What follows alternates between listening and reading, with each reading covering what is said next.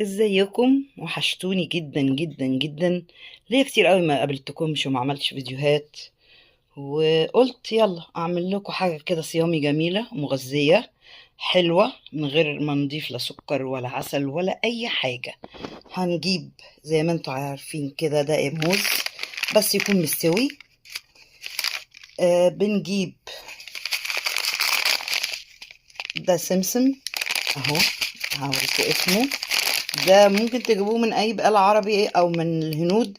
السمسم اللي انا جايباه ده من الهنود، ده سمسم اسود مش موجود، مش مهم. انا عشان عندي فبستعمله، بحب احطه بيعمل تلوينة يعني. واهو السمسم العادي برضو اهو سيسمي، برضو من عند محل الهنود او من اي بقالة عربي او مصري. ممكن نكتفي بالسمسم وما نكملش على باقي المكونات، الا بس هقول لكم ايه. وممكن بقى انا معايا هنا حاجات تانية، شوية مكسرات. ده زبيب جايباه من عند سامز او من كاسكو او من اي حتة. ده الزبيب بتاع سامز بيبقى دايما غامق. وهو السمسم الاسمر، سوري المحمص، او حتى اللي مش متحمص مش مهم. وده السمسم الاسود. وده عندي شوية لوز مكسرين خدتهم. عندي شوية عين جمل مفرومين مضاف عليهم سنة قرفة كده خدتهم. ومعايا شمر اهو، العلبة اهي مكتوب عليها شمر. ممكن تجيبوها برضو من البقالة العربي او المصري، او جبته كمان اهو من الهندي. هوريكم الكيس واسمه ايه بالظبط اهو. ده من عند البقالة، سوري ده من عند الهنود. الناس اللي في تينيسي طبعا عارفين محل الهنود فين كله، اسمه باتل برازر. ممكن تلاقوه في نانزلفيل. يبقى دي الحاجات اللي هنبتدي بيها. الحاجات دي من غير مقادير يعني، موز وكل الحاجات. طبعا ممكن نستخدم بدل المكسرات، ممكن نجيب شوية سوداني، لان احنا مثلا عندنا في امريكا المكسرات مش حاجة غالية قوي يعني. لكن في مصر انا عارفة ان المكسرات غالية، فممكن نستبدل المكسرات بشوية سوداني مفروم، او نكتفي بس بالسمسم. هجيب الموز اقشره واقطعه كده حسب الكمية اللي انت عايزاها. انا بعمل كمية كبيرة عشان مش كل شوية اعمل واولع الفرن على الفاضي. اقعد اقشر الموز واقطعه حتت كده صغيرة. ممكن تروحي عاملاه بالهاند بلندر، هرساه بالهاند بلندر، او بهرسة البطاطس المسلوقة اللي هي دي. انا بفضل دي علشان الهاند بلندر هيعمله زي المية، لكن دي هتبقى فيها قطع كده، فهيبقى طعمه جميل ومش هيبقى صايص قوي. ولما بيصيص قوي بتحتاجي تحطي له مكسرات اكتر علشان ما يبقاش القرص وانتي بتعمليه راس يبقى صايص ومش عارفة تجمعيه. فانا هخلص مقدار الموز كله بالطريقة دي وارجع لكم. اهو خلصت كل المقدار.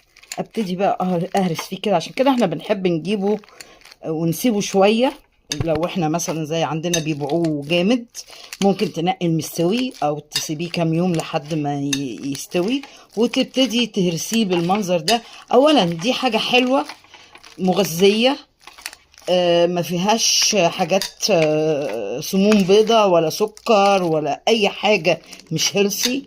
عندك شوية المكسرات والسمسم دول شوية بروتين، على حبة الزبيب يدوا حديد وطاقة، بحيث ان ممكن الصبح تاخدي واحدة مع فنجان شاي او قهوة، تحس انك انتي شبعتي وتشبعتي، ومن غير ما تاكلي حاجة مش هيلثي.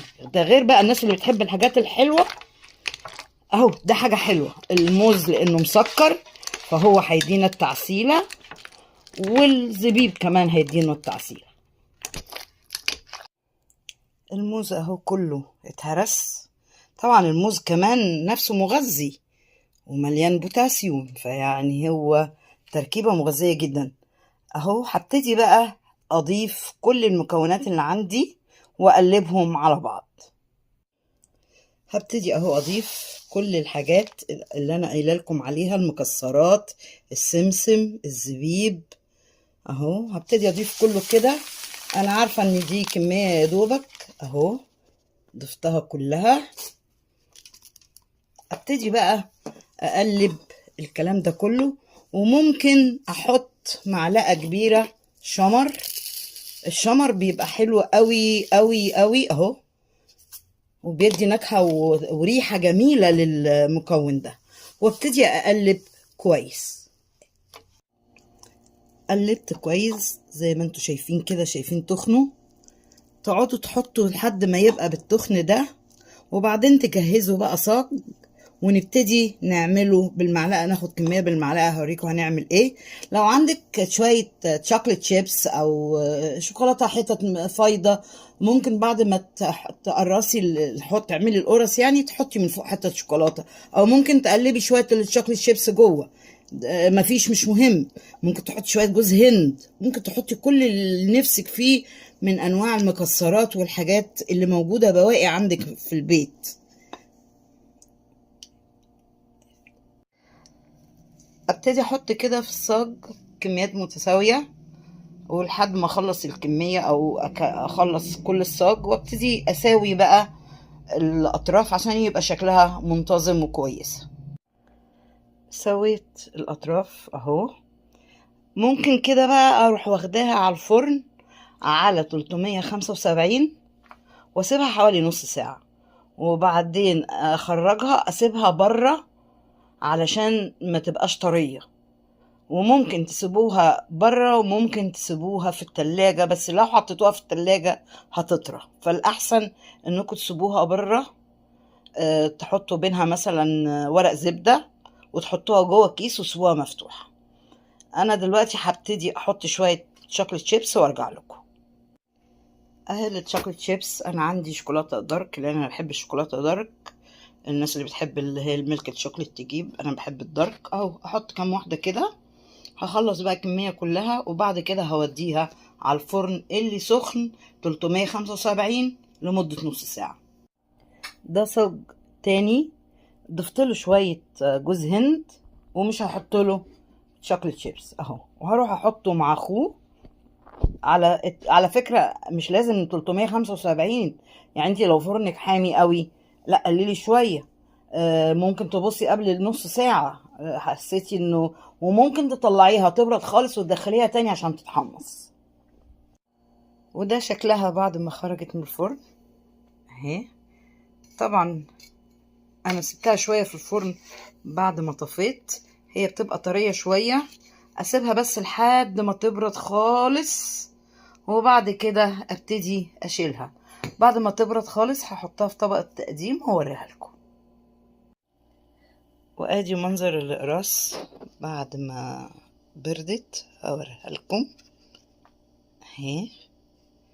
لو عايزينها انشف ومتحمصه شويه، ممكن تولعوا الفرن شويه وتدفوه وتدخلوها تاني بعد ما تبرد فتتحمص، او سيبوها في الهواء لحد بكره هتلاقوها نشفت.